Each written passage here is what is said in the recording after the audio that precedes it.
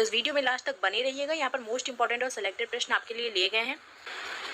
देखते हैं पहला प्रश्न है दोस्तों, भारत की अर्थव्यवस्था कैसी है। मोस्ट इंपॉर्टेंट प्रश्न है दोस्तों। अगर बात करें अर्थव्यवस्था कितने प्रकार की होती है, तो दोस्तों मुख्यतः अर्थव्यवस्था को 3 प्रकार में बांटा गया है। पूंजीवादी अर्थव्यवस्था, समाजवादी अर्थव्यवस्था और मिश्रित अर्थव्यवस्था। आप लोग नोट डाउन कर सकते हैं। दोस्तों बात करें पूंजीवादी अर्थव्यवस्था की, तो इसमें निजी क्षेत्र का ज्यादा योगदान होता है। जो सरकारी क्षेत्र होता है ये केवल नियम कानून लागू करने के काम करता है। बात करें समाजवादी अर्थव्यवस्था की, तो दोस्तों इसमें सरकारी क्षेत्र का अधिक प्रभुत्व होता है। और मिश्रित अर्थव्यवस्था में सरकारी क्षेत्र और निजी क्षेत्र दोनों का ही प्रभुत्व होता है। तो दोस्तों बात करें भारत की अर्थव्यवस्था कैसी है, तो भारत की अर्थव्यवस्था मिश्रित अर्थव्यवस्था है। अगला प्रश्न है मिश्रित अर्थव्यवस्था का क्या अर्थ होता है। तो दोस्तों जैसा कि मैंने अभी बताया, ऐसी अर्थव्यवस्था जिसमें सार्वजनिक और निजी क्षेत्र दोनों का ही प्रभुत्व होता है उसको मिश्रित अर्थव्यवस्था कहते हैं। अगला प्रश्न देखिए दोस्तों, आर्थिक दृष्टि से भारत कैसा देश है। मोस्ट इंपॉर्टेंट प्रश्न है दोस्तों। भारत की बात की जाए तो दोस्तों ये विकासशील देश है। बात करें दोस्तों भारत को विकासशील देश क्यों कहते हैं, तो दोस्तों भारत में प्रति व्यक्ति आय कम होने के कारण और जनसंख्या का जीवन स्तर निम्न होने के कारण भारत एक विकासशील देश है। अगला प्रश्न है आर्थिक वृद्धि का आधार क्या होता है। तो दोस्तों बात करें आर्थिक वृद्धि की, तो इसका अर्थ होता है देश की उत्पादन क्षमता में निरंतर वृद्धि होने से, जिससे कि देश की श्रम शक्ति, पूंजी, व्यापार इत्यादि में प्रभाव पड़ता है। तो दोस्तों आर्थिक वृद्धि का आधार उत्पादन होता है। उत्पादन क्षमता में वृद्धि होने पर ही आपकी आर्थिक वृद्धि होगी। अगला प्रश्न देखेंगे दोस्तों। अगला प्रश्न है उत्पादन का सबसे गतिशील कारक कौन सा होता है। तो दोस्तों गतिशील कारक की बात की जाए तो पूंजी सबसे गतिशील कारक होती है उत्पादन की। अगला प्रश्न देखेंगे दोस्तों, भारतीय अर्थव्यवस्था के प्राथमिक क्षेत्र में क्या आता है। मोस्ट इंपॉर्टेंट प्रश्न है दोस्तों। अगर बात करें अर्थव्यवस्था को कितने क्षेत्रों में बांटा गया है, तो इसको दोस्तों 3 क्षेत्रों में बांटा गया है। प्राथमिक क्षेत्र, द्वितीयक क्षेत्र और तृतीयक क्षेत्र। दोस्तों प्राथमिक क्षेत्र में वे सभी क्षेत्र आते हैं जिसमें मनुष्य प्राकृतिक संसाधनों का सीधा प्रयोग करता है, जैसे कि दोस्तों कृषि क्षेत्र, मछली पालन करना, खनन करना, ये सब आपके प्राथमिक क्षेत्र हैं। बात करें दोस्तों द्वितीयक क्षेत्र की, तो द्वितीयक क्षेत्र में विनिर्माण का कार्य होता है, जैसे कि विद्युत उपकरण का निर्माण, कपड़ा उत्पादन इत्यादि। तृतीयक क्षेत्र में दोस्तों प्राथमिक और द्वितीयक क्षेत्र को सहायता प्रदान की जाती है, इसको सेवा क्षेत्र भी कहते हैं। और दोस्तों इसमें वित्तीय सेवाएं, परिवहन सेवा, दूरसंचार सेवा, स्वास्थ्य सेवा इत्यादि दी जाती हैं। तो दोस्तों यहाँ पर मैंने सभी क्षेत्रों को आपको क्लियर करा दिया, आप लोग नोट डाउन कर सकते हैं। बात करें भारतीय अर्थव्यवस्था के प्राथमिक क्षेत्र में क्या आता है, तो दोस्तों इसमें कृषि आती है। अगला प्रश्न देखिए दोस्तों, भारतीय अर्थव्यवस्था के द्वितीयक क्षेत्र में क्या आते हैं। दोस्तों जैसा कि अभी मैंने क्लियर किया, द्वितीय क्षेत्र में विनिर्माण जैसे कि उद्योग, बिजली एवं निर्माण कार्य ये सभी आते हैं। अगला प्रश्न देखिए दोस्तों। अगला प्रश्न है व्यापार, परिवहन, संचार एवं सेवा भारतीय अर्थव्यवस्था के किस क्षेत्र में आते हैं। मोस्ट इंपॉर्टेंट प्रश्न है दोस्तों। अगर बात करें ये किस क्षेत्र में आते हैं, तो दोस्तों ये तृतीयक क्षेत्र में आते हैं, इसको आपको सेवा क्षेत्र भी कहा जाता है। नेक्स्ट देखिए दोस्तों, अगला प्रश्न है हमारा अर्थशास्त्र का जनक किसे कहा जाता है। मोस्ट इंपॉर्टेंट प्रश्न है दोस्तों, कई बार एग्जाम में आया हुआ है। अर्थशास्त्र का जनक या फिर अर्थशास्त्र का पितामह किसे कहते हैं।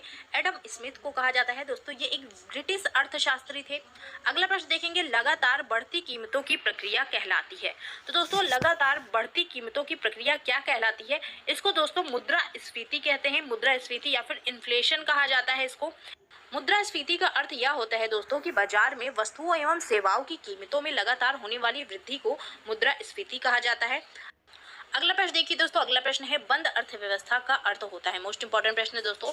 बंद अर्थव्यवस्था की बात करें तो ऐसी अर्थव्यवस्था जिसमें बाहरी अर्थव्यवस्थाओं के साथ कोई भी संपर्क ना हो, यानी कि दोस्तों ऐसा देश जो अपने में ही इतना सक्षम हो कि उसको बाहरी देशों के साथ वस्तुओं का आयात निर्यात करने की जरूरत ना पड़े, वहां की अर्थव्यवस्था बंद अर्थव्यवस्था कहलाएगी। तो दोस्तों इसका अर्थ होता है आयात निर्यात बंद होना। अगला प्रश्न देखेंगे सर्वोदय योजना के संस्थापक कौन थे। मोस्ट इंपॉर्टेंट प्रश्न है दोस्तों।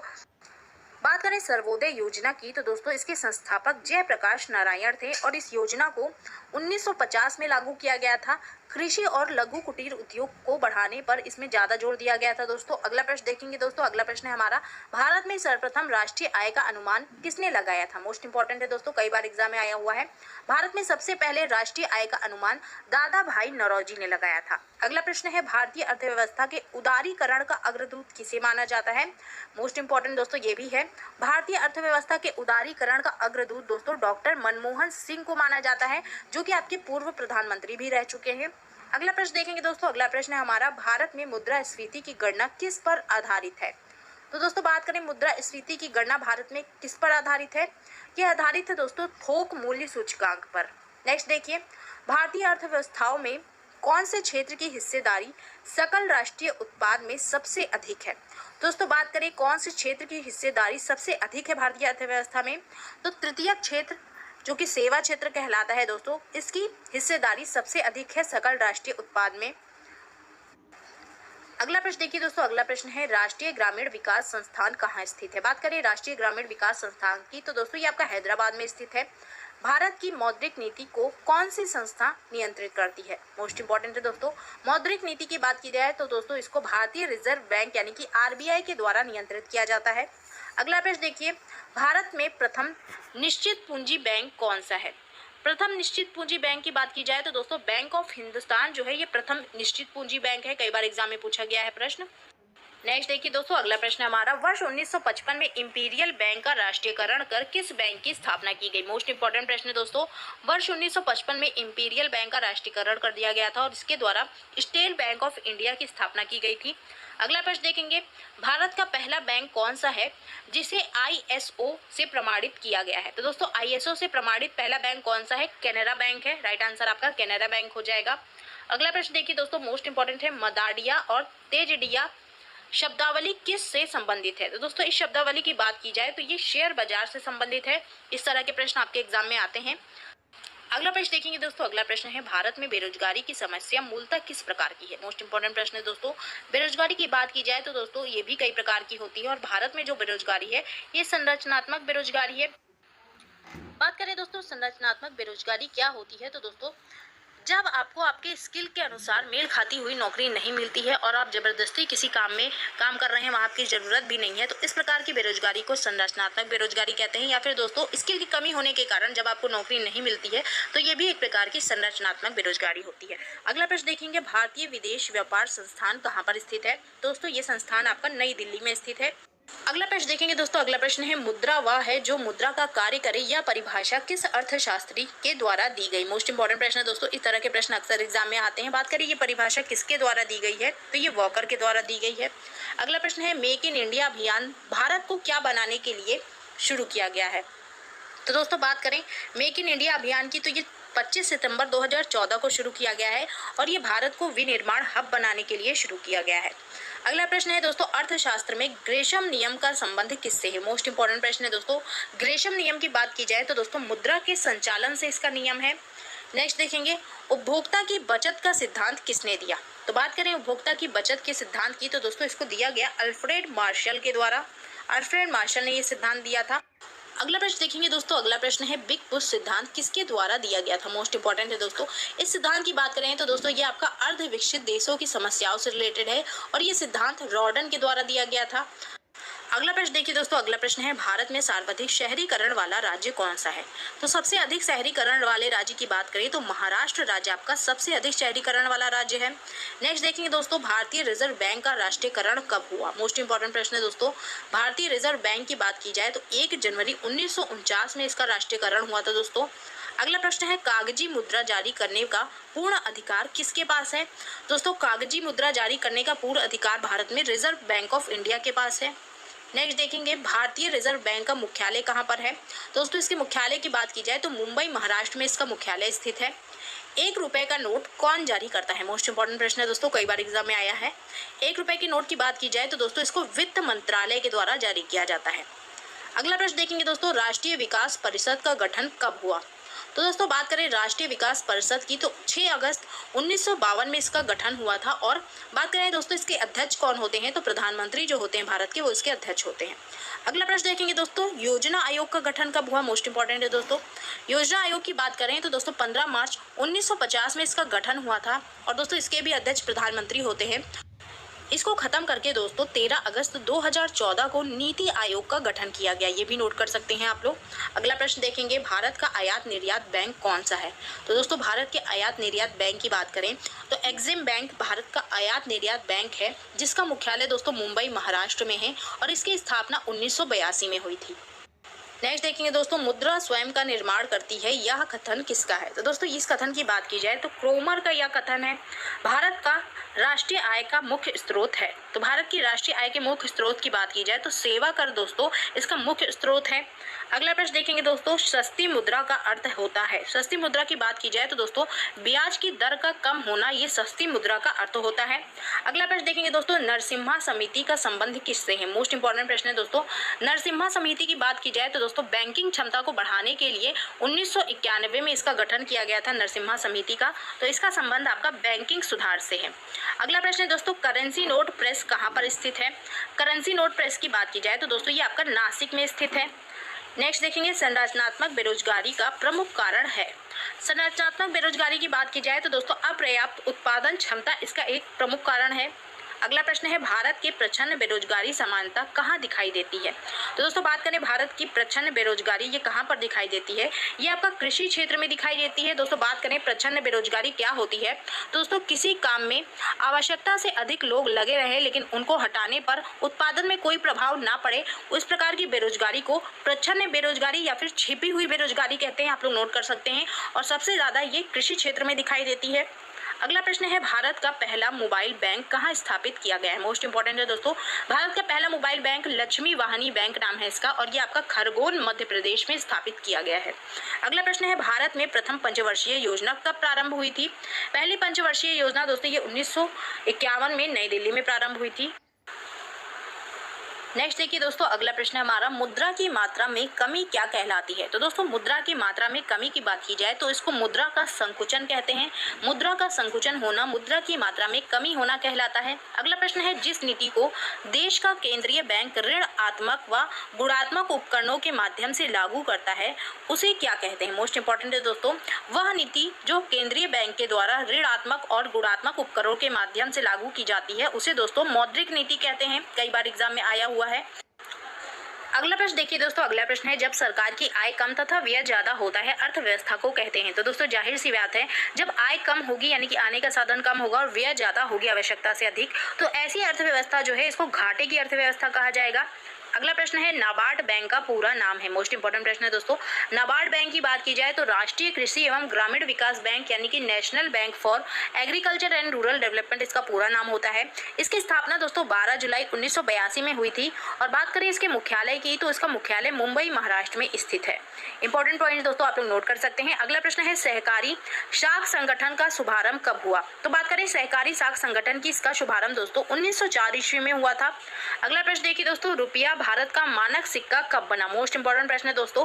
रुपया शब्द की बात की जाए तो दोस्तों इस शब्द का सबसे पहले प्रयोग शेरशाह सूरी ने किया था, और रुपया भारत का मानक सिक्का वर्ष 1835 में बना था। नेक्स्ट देखेंगे दोस्तों, मूल्य योजित कर यानी कि वैट किसकी सिफारिश पर लागू किया गया था? मोस्ट इंपॉर्टेंट दोस्तों, वैट किसकी सिफारिश पर लागू हुआ था? ये दोस्तों लागू हुआ था चलैया समिति की सिफारिश पर। अगला प्रश्न देखिए दोस्तों, वह दर जिस पर कॉमर्शियल बैंक भारतीय रिजर्व बैंक से रुपए उधार लेता है, तो दोस्तों उस दर को क्या कहा जाता है आपसे पूछा जा रहा है। यानी कि भारतीय रिजर्व बैंक जिस दर पर कॉमर्शियल बैंक को उधार देता है उस दर को क्या कहा जाता है? तो दोस्तों उस दर को रेपो दर के नाम से जाना जाता है। अगला प्रश्न देखेंगे, जो अर्थव्यवस्था आर्थिक दृष्टि से पूर्णतः संपन्न होती है क्या कहलाती है? दोस्तों आर्थिक दृष्टि से पूर्णतः संपन्न अर्थव्यवस्था ये विकसित अर्थव्यवस्था कहलाती है। अगर बात करें किस देश की अर्थव्यवस्था विकसित है तो दोस्तों उदाहरण के तौर पर आप लोग संयुक्त राज्य अमेरिका की अर्थव्यवस्था को देख सकते हैं, ये आपकी विकसित अर्थव्यवस्था में से एक है। अगला प्रश्न देखिए दोस्तों, राष्ट्रीय आय के आंकलन के लिए देश में कौन सी संस्था कार्यरत है? मोस्ट इंपॉर्टेंट प्रश्न है दोस्तों, राष्ट्रीय आय का आंकलन किस संस्था के द्वारा किया जाता है? ये किया जाता है दोस्तों केंद्रीय संख्यायिकी संस्था के द्वारा। अगला प्रश्न देखिए दोस्तों, दुर्गापुर, भिलाई, राउरकेला के इस्पात कारखाने किस पंचवर्षीय योजना के दौरान स्थापित किए गए थे? मोस्ट इंपॉर्टेंट प्रश्न है दोस्तों, अगर बात करें इन इस्पात कारखानों को कौन सी पंचवर्षीय योजना के दौरान स्थापित किया गया था, तो दोस्तों द्वितीय पंचवर्षीय योजना 1956 से 1961 तक के दौरान इसको स्थापित किया गया था। अगला प्रश्न है दोस्तों, अंत्योदय योजना कार्यक्रम किस वर्ष प्रारंभ हुआ? मोस्ट इंपॉर्टेंट दोस्तों, बात करें अंत्योदय योजना कार्यक्रम की तो दोस्तों ये बहुत गरीब लोगों की सहायता से जुड़ा हुआ है और ये प्रारंभ हुआ था 1977-78 में। अगला प्रश्न देखेंगे, राष्ट्रीय विकास परिषद का गठन कब हुआ? मोस्ट इंपॉर्टेंट दोस्तों, बात करें राष्ट्रीय विकास परिषद की तो दोस्तों इसका गठन 6 अगस्त 1952 में हुआ था। अगला प्रश्न है सेबी की स्थापना कब हुई। सेबी की बात करें तो दोस्तों इसका फुल फॉर्म होता है भारतीय प्रतिभूति और विनिमय बोर्ड और इसकी स्थापना दोस्तों 12 अप्रैल 1988 में हुई थी। बात करें इसका मुख्यालय कहाँ है तो दोस्तों मुंबई महाराष्ट्र में इसका मुख्यालय स्थित है। अगला प्रश्न देखेंगे हम लोग दोस्तों प्रथम चरण में कितने बैंकों का राष्ट्रीयकरण किया गया था। मोस्ट इंपोर्टेंट प्रश्न है दोस्तों। बात करें कितने बैंकों का राष्ट्रीयकरण किया गया था प्रथम चरण में तो दोस्तों 14 बैंकों का राष्ट्रीयकरण किया गया था। और अगर बात करें ये कब हुआ था तो दोस्तों ये 19 जुलाई 1969 को किया गया था। अगला प्रश्न देखेंगे दोस्तों भारतीय जीवन बीमा निगम यानी कि LIC की स्थापना कब हुई। LIC की बात करें तो दोस्तों 1 सितंबर 1956 में इसकी स्थापना की गई थी। अगला प्रश्न देखिए दोस्तों, अगला प्रश्न है देश में कितनी टकसाल कार्यरत है। मोस्ट इंपोर्टेंट प्रश्न है दोस्तों। टकसाल उसे कहते हैं जहां पर सिक्कों की ढलाई होती है, मुद्राओं का निर्माण होता है।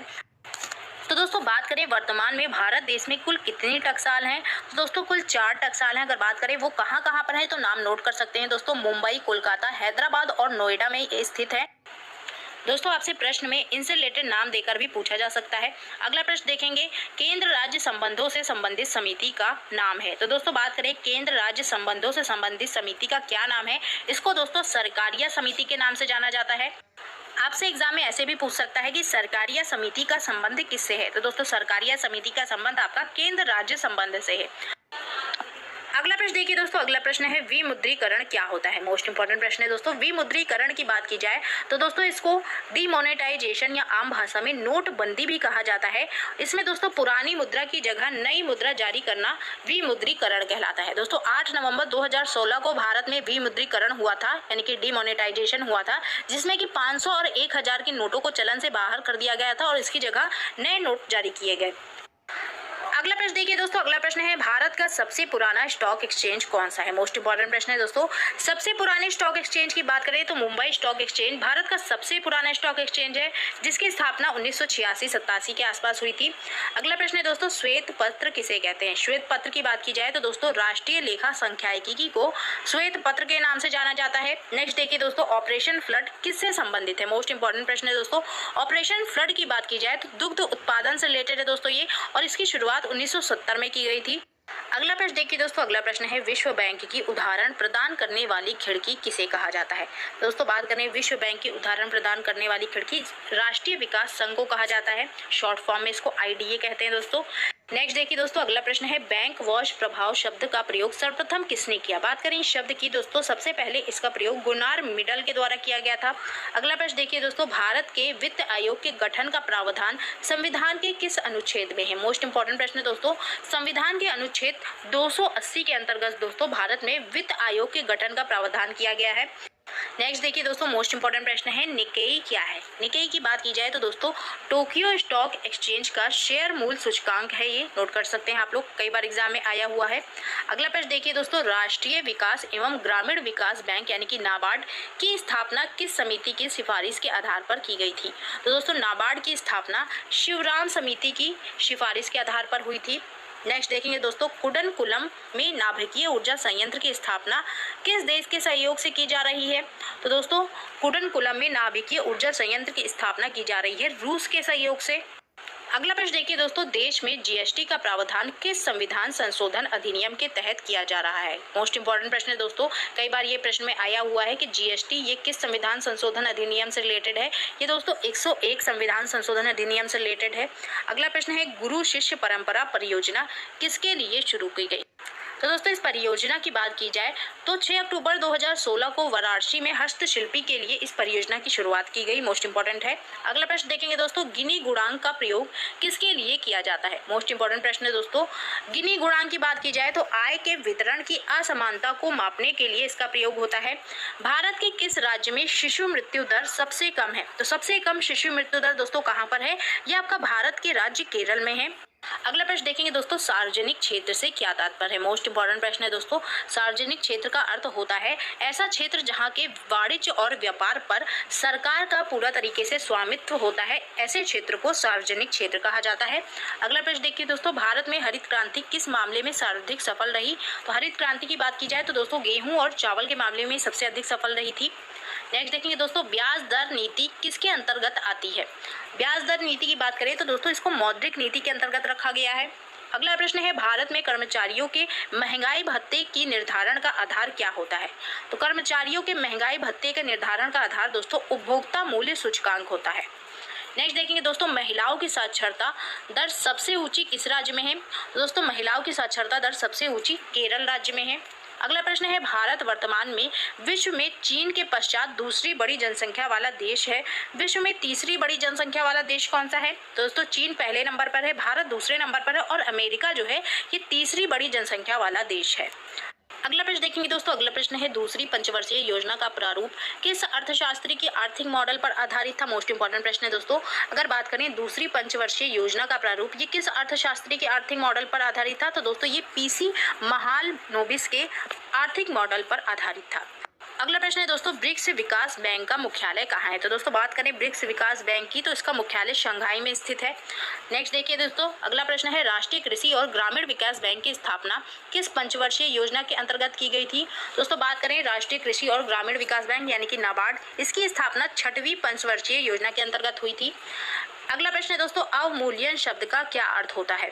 अवमूल्यन की बात की जाए तो दोस्तों अन्य मुद्रा की तुलना में स्वदेशी मुद्रा को घटा देना ही अवमूल्यन कहलाता है। मोस्ट इंपॉर्टेंट है दोस्तों ये। अगला प्रश्न देखिए दोस्तों, दलाल स्ट्रीट कहाँ पर स्थित है? दलाल स्ट्रीट की बात की जाए तो दोस्तों ये आपका मुंबई में स्थित है। रिजर्व बैंक ऑफ इंडिया का राष्ट्रीयकरण कब हुआ था? तो दोस्तों बात करें रिजर्व बैंक ऑफ इंडिया के राष्ट्रीयकरण की तो ये आपका 1949 में हुआ था। अगला प्रश्न देखिए दोस्तों, भारतीय रिजर्व बैंक के वर्तमान में गवर्नर कौन है? मोस्ट इंपॉर्टेंट है दोस्तों, वर्तमान में आरबीआई के गवर्नर शक्तिकांत दास है। अगला प्रश्न देखेंगे दोस्तों, 2011 की जनगणना के अनुसार सर्वाधिक घनत्व वाला राज्य कौन सा है? तो दोस्तों सबसे अधिक घनत्व वाला राज्य बिहार है 2011 की जनगणना के अनुसार। अगला प्रश्न देखिए दोस्तों, अगला प्रश्न हमारा 2011 की जनगणना के अनुसार किस केंद्र शासित प्रदेश में साक्षरता प्रतिशत अधिकतम है? मोस्ट इंपॉर्टेंट प्रश्न है दोस्तों। यहाँ पर केंद्र शासित प्रदेश की बात हो रही है तो 2011 की जनगणना के अनुसार लक्षद्वीप में आपका साक्षरता प्रतिशत सबसे अधिक है। अगला प्रश्न देखेंगे दोस्तों, मोस्ट इंपॉर्टेंट है स्टैगफ्लेशन क्या है? स्टैगफ्लेशन की बात करें तो दोस्तों स्टैगफ्लेशन उस अवस्था को कहते हैं जहाँ पर मुद्रास्फीति की दर और बेरोजगारी की दर दोनों ही उच्च होती है। इस अवस्था को स्टैगफ्लेशन कहते हैं, यानी कि दोस्तों मंदी के साथ मुद्रास्फीति भी इसको कहा जाता है। अगला प्रश्न देखेंगे दोस्तों, भारत में गरीबी हटाओ का नारा किस पंचवर्षीय योजना के अंतर्गत दिया गया था? तो दोस्तों ये नारा दिया गया था 5वीं पंचवर्षीय योजना के अंतर्गत। अंतर्राष्ट्रीय व्यापार का प्रमुख प्रहरी कौन होता है? तो दोस्तों बात करें अंतर्राष्ट्रीय व्यापार के प्रमुख प्रहरी की तो अंतर्राष्ट्रीय वित्त निगम इसका प्रमुख प्रहरी होता है। नेक्स्ट देखेंगे दोस्तों, भारत की विदेशी मुद्रा कोष में सर्वाधिक अंश किसका होता है? तो दोस्तों भारत की विदेशी मुद्रा कोष में सबसे अधिक अंश विदेशी मुद्रा परिसंपत्तियों का होता है। भारत में गेहूं का सर्वाधिक उत्पादन किस राज्य में होता है? तो दोस्तों गेहूं का सबसे अधिक उत्पादन उत्तर प्रदेश में होता है। अगला प्रश्न देखिए दोस्तों, अगला प्रश्न है राष्ट्रीय आवास बैंक किसका नियंत्रित उपक्रम है? तो दोस्तों राष्ट्रीय आवास बैंक की बात करें तो ये भारतीय रिजर्व बैंक का एक नियंत्रित उपक्रम है। अगला प्रश्न देखिए दोस्तों, ओटीसी क्या है? मोस्ट इंपॉर्टेंट प्रश्न है दोस्तों। ओटीसी की बात करें तो इसका फुल फॉर्म होता है दोस्तों ओवर द काउंटर